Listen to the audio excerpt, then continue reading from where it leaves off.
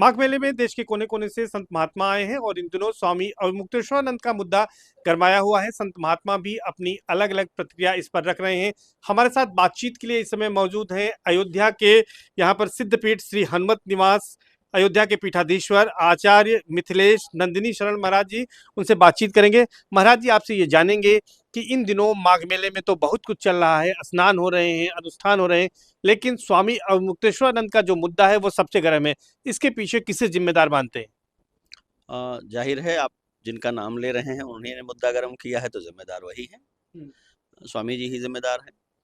अच्छा, क्या लगता है कि जिस तरह से मौनी अमावस्या के दिन वो पालकी में आए थे, बैरिकेडिंग तोड़ने का विजुअल भी जो है वो मेला प्रशासन ने जारी किया है, ऐसा कुछ वहां पर स्थितियां थी कि इसको टाला जा सकता है? जिम्मेदार कौन है, संत महात्मा या आप संत हैं, क्या सोचते हैं? जाहिर है, पूरे मेले में कोई और धर्माचार्य मौनी अमावस्या का स्नान करने के लिए पालकी जुलूस या रथ लेकर नहीं निकला, अकेले स्वामी जी निकले। प्रशासन ने कई बार स्पष्ट किया है कि व्यवस्था को देखते हुए गत महाकुंभ में हुई बड़ी दारुण दुर्घटना के मद्देनजर इस बार ये बात पहले से ही एहतियात बरती गई थी कि मेले के मुख्य पर्वों पर वाहनों के द्वारा स्नान पूज्य संत भी नहीं करेंगे, और इस बात का बाकी सब संतों ने ध्यान रखा। स्वामी जी रथ पालकी जो भी उनकी थी वो लेकर निकले, और पुलिस के प्रतिबंध के बावजूद उनके समर्थकों, उनके भक्तों ने बैरिकेडिंग हटाई, पुलिस के साथ अभद्रता की, और एक प्रतिबंधित आरक्षित पुल जो किसी आपातकालीन परिस्थिति के लिए था उसको लांघ करके वो मेला में संगम क्षेत्र में आ गए। संयोग से मैं स्नान करने गया था और वो वहीं विद्यमान थे। तो इसमें ये पूछने और जानने का कोई दो पक्ष ही नहीं है कि जिम्मेदारी किसकी है। कोई शंकराचार्य हो, कोई धर्माचार्य हो, हमें बहुत मौलिक रूप से ये समझना पड़ेगा कि देश केवल धर्मशास्त्रों से नहीं चल रहा है, ये एक संविधान से चलता है, और इसमें संविधान में समाज के, जनता के संरक्षण की सरकार की अपनी प्रतिज्ञाएं हैं। सबसे ज़्यादा जिम्मेदारी उनकी होती है जो समाज को उपदेश करते हैं, जो प्रबोधक हैं, जो उपदेशक हैं। वे अपने पद की, अपनी महिमा की किसी अहम मान्यता में पढ़ करके यदि लॉ एंड ऑर्डर का ऐसे उल्लंघन करेंगे और अनावश्यक कारण से करेंगे तो समाज में व्याघात उपस्थित होगा, गलत संदेश जाएगा और परेशानी होगी, जैसे कि सामने है। महाराज जी, लेकिन स्वामी अवमुक्तेश्वरानंद जी कह रहे हैं कि वो ज्योतिष पीठ के निर्विवाद रूप से शंकराचार्य हैं, उन्हें ये प्रोटोकॉल मिलना चाहिए। इसके पूर्व में भी वो गए हैं। उनका ये भी कहना है कि शंकराचार्य कौन है ये प्रशासन नहीं तय करेगा, बल्कि जो अन्य 3 शंकराचार्य हैं उनमें 2 का समर्थन प्राप्त है और एक न्यूट्रल है, तो पुरी के शंकराचार्य। मैं सब बातों से सहमत हो सकता हूँ।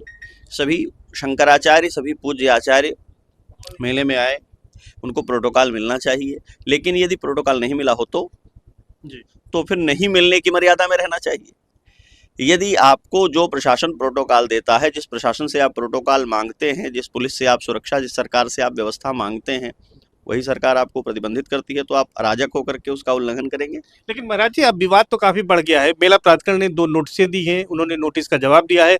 आज जो हमारी बातचीत हुई है उस पर वो कह रहे हैं कि लड़ाई मेला प्राधिकरण ने शुरू की है और हम पीछे नहीं हटेंगे। हो सकता है कि उनके पास कोई इसका तर्क हो, पर जो कुछ अब तक सामने आया है हम लोगों के, उसमें ये दिखाई नहीं देता कि ये शुरुआत मेला प्राधिकरण की है। मेला प्राधिकरण ने तो सबके लिए एक जैसी घोषणा की होगी। कोई दूसरा संत उस दिन, जिन शंकराचार्यों की बात हो रही है, किसी संप्रदाय के रामानुजाचार्य, रामानंदाचार्य, कोई धर्माचार्य उस दिन वाहनों पर जाकर के स्नान नहीं कर रहे हैं, सब पैदल जा रहे हैं। तो अकेले एक ही आचार्य का विषय क्यों आया? दूसरी एक बात ये भी है कि मेला प्रशासन लड़ाई शुरू करता तो उनको जमीन ही अलाट नहीं करता, उनका कैंप नहीं बनता, उनका शिविर बना, उनके लोग यहाँ रह रहे हैं, वो चल रहे हैं, उनको पुलिस सुरक्षा मिली हुई है, उनकी सारी मर्यादाएं प्रशासन ही पूरी कर रहा है। मेला प्रशासन की लड़ाई होती है तो वो किसी का रथ क्यों रोकेगा? वो तो पहले जमीन नहीं देगा, कैंप नहीं लगेगा। अच्छा, एक तस्वीर जो सामने आई उसको लेकर भी उनको आपत्ति है कि बटुकों को मारा गया, पीटा गया, चोटी खींची गई, जो सनातन का अपमान है और ऐसा पुलिस को नहीं करना चाहिए था। ये बहुत दुर्भाग्यपूर्ण है। निश्चित रूप से पुलिस को ऐसा नहीं करना चाहिए था। ये बहुत बर्बर और अमानवीय कृत्य हुआ है। ब्राह्मण बालकों के साथ, ब्रह्मचारियों के साथ, सन्यासियों के साथ पुलिस ने जो व्यवहार किया है वो निश्चित रूप से निंदनीय है। पर फिर एक प्रश्न उठता है, क्या पुलिस आश्रम में घुसकर ये करने गई थी, या पुलिस को धक्का देकर उसका कॉलर पकड़ करके पुलिस के द्वारा लगाया गया बैरियर तोड़ करके समर्थक ही ऐसा करने आए थे? एक बात ध्यान रखनी होगी, पुलिस व्यवस्था बनाने के लिए है, और जब भी कोई उसके सामने अव्यवस्था बन करके उपस्थित होगा तो पुलिस जो कुछ करने से बात बनेगी वो करेगी। मैं किसी भी तरह उसके किए गई व्यवस्था का समर्थन नहीं करता। वो जो कुछ हुआ दुर्भाग्यपूर्ण था, बहुत अपमानजनक था, दुखद है, लेकिन वो स्वामी जी तो रथ पर ही बैठे हुए थे। स्वामी जी तो रथ से उतरे नहीं, उनका कहना था कि अगर वो उतरते तो उनकी हत्या हो जाती। इतना भय था तो रथ लेकर आए क्यों थे? पुलिस प्रशासन के रोकने के बाद, व्यवस्था के रोकने के बाद आप रथ पर बैठ करके आए, इस डर के बीच कि रथ से उतरेंगे तो हत्या हो जाएगी, तो क्यों आए? और इस अनुमान के बाद भी यदि भीड़ में निकल करके आप इस तरह का उपद्रव करने के लिए प्रस्तुत होते हैं, तो इसका अर्थ है कि आपकी दृष्टि है कि कुछ हंगामा हो जाए। तो मतलब संत समाज क्या मानता है इस पूरे मामले में, इस प्रकरण में संत समाज की क्या राय है? समाज में हर तरह का विचार रखने वाले लोग हैं, लेकिन मैं ये मानता हूँ कि पूज्य स्वामी जी ने अपनी मर्यादा और संविधान की मर्यादा और समाज और मेले की मर्यादा कुछ भी ध्यान में नहीं रखी है।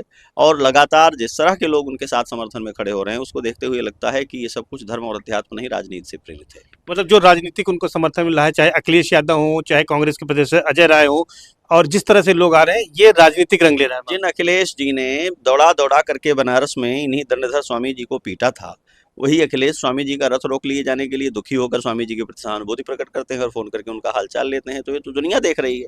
स्वामी जी तो कह रहे हैं कि हरिद्वार के कुंभ में उन्होंने प्रेस कॉन्फ्रेंस की, माफी मांगी और उन्होंने बड़ा दिल दिखाते हुए माफ कर दिया। तो अब दिल क्यों छोटा कर रहे हैं? जिनके पिताजी ने अयोध्या में हिंदुओं को दौड़ा दौड़ा करके उन पर गोलियां चलवाई थी, जिन अखिलेश जी ने स्वयं स्वामी जी को पिटवाया था, उनको क्षमा कर दिया। योगी जी ने तो आपको पिटवाया भी नहीं, आपने पिटने के सारे इंतजाम संगम तट पर कर रखे थे। ये इस सरकार की उदारता है कि आपको बचाया, सम्मान पूर्वक लेकर के आए। पुलिस से गुत्थम गुत्था हुए, हाथापाई करते हुए लोगों के साथ पुलिस ने जो भी व्यवहार किया, स्वामी जी के साथ कोई बदसलूकी नहीं की। इनके लोगों के हट जाने पर इनका रथ खींच करके पहुंचाया भी आश्रम तक, तो ये तो उदारता ही उनकी है। तो जैसे इनको क्षमा कर दिया था, ऐसे उनको भी क्षमा कर दें क्या? महाराज जी, एक सवाल और है। आज मैंने जब शंकराचार्य जी से खुद पूछा कि स्वामी अवधूतानंद जी से, तो उन्होंने कहा कि अभी मौनी अमावस्या का मुहूर्त नहीं गया है और उस मुहूर्त को निकले थे, अभी शिविर नहीं पहुंचे हैं। वसंत पंचमी का स्नान वो करेंगे नहीं, सिर्फ मौनी अमावस्या का करते हैं। तो ये कहाँ तक जो है शास्त्रोचित है? सारे शास्त्र अहम मान्यता के गर्भ से जन्म ले लेते हैं ऐसे व्यक्तियों के लिए। स्वामी जी को स्वयं ही तय करना है। वो स्वयं आचार्य हैं, प्रवक्ता हैं, अपनी बात रखना जानते हैं। जब जो कहना अनुकूल लगेगा, उनके लिए सुटेबल होगा, तब वो कह लेंगे। वही कहते हैं कि अपनी माँ के पास जाओ तो बालक बन करके जाओ, प्रोटोकॉल लेकर के क्यों जाते हो? उन्हीं का प्रवचन है, आपने सुना होगा।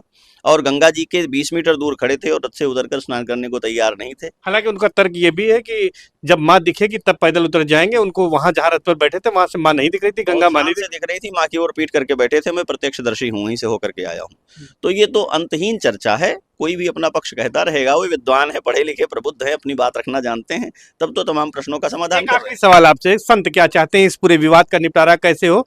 क्योंकि शंकराचार्य है कि नहीं है, ये विवाद का विषय है, सुप्रीम कोर्ट में है। लेकिन संत इस पूरे विवाद पर क्या चाहते हैं? सरकार की जो व्यवस्थाएं हैं और जिस तरह से ये विवाद चल रहा है, इसका पटक्षेप कैसे होना चाहिए?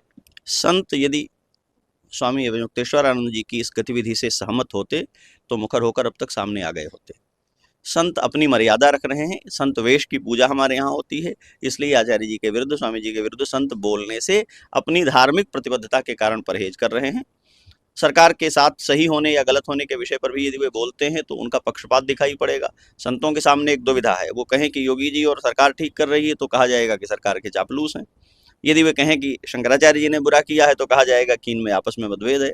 जो गंभीर लोग होते हैं, समाज के प्रति इनका दायित्व होता है, वे बहुत बार मौन ही उनका वक्तव्य हो जाता है। तो लेकिन संत इस बात से बहुत उलझन में हैं कि उनके समाज का एक सम्मानित प्रतिनिधि एक ऐसा आचरण कर रहा है जिसका विरोध करने पर भी अपने लिए संकट है और जिसका समर्थन करना भी संभव नहीं है। तो निश्चित तौर पर आपने कम शब्दों में सारी बातें कह दी है। आचार्य मिथिलेश नंदिनी शरण है, जिनका साफ तौर पर कहना है कि जो कुछ भी स्वामी अवमुक्तेश्वरानंद ने किया है वो संत समाज के लिए शर्मनाक है। संत समाज इससे आहत है और जिस तरह से वो संत समाज दुविधा में भी है, न तो वो जो है खुलकर स्वामी अवमुक्तेश्वरानंद की खिलाफत कर पा रहा है और न ही सरकार का पक्ष ले पा रहा है, क्योंकि इनका कहना है कि अगर सरकार का पक्ष लेते हैं तो चापलूस होने का आरोप लगेगा। तो ऐसी स्थिति में इसे किसी तरह से भी सनातन के लिए संत अच्छा नहीं मानते हैं और इसको दुखद मानते हैं। सर्वेश दुबे, न्यूज 18, प्रयागराज।